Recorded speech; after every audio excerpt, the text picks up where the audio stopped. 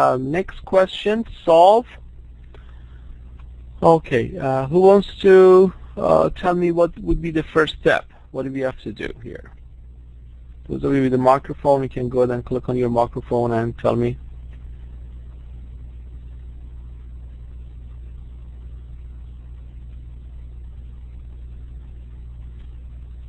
Okay, those of you who don't have a microphone, you're typing Katrin says factor by grouping.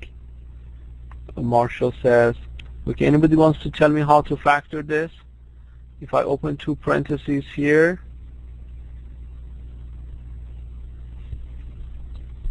what should I put for 4x squared? For x is pretty obvious, would be x and x.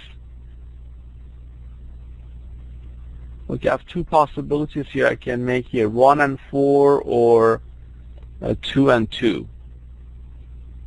Okay, anybody wants to give me your idea of which one with the microphone?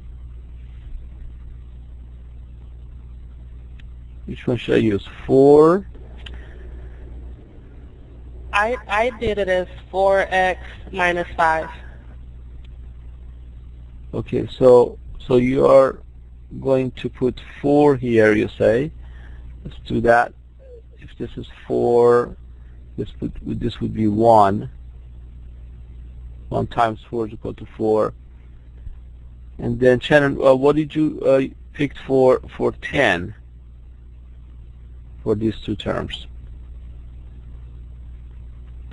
5 and negative 2. Right. 5 and 2. So we select 5 and 2.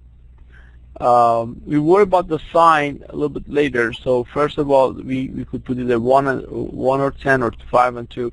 If I use 5 and 2, if you look at the two closest term here, would be 5 times x would be 5x. And here we have 4x times 2, that would be 8x. Now, the question is, can I make 13x or minus 13x out of these two? Yes, I can if both of these were minus. So now this is how we can select the correct sign. So this is how you factor this. So we get 4x minus 5 times x minus 2 is equal to 0. And don't forget you're solving this, so it would be 4x minus 5 is equal to 0.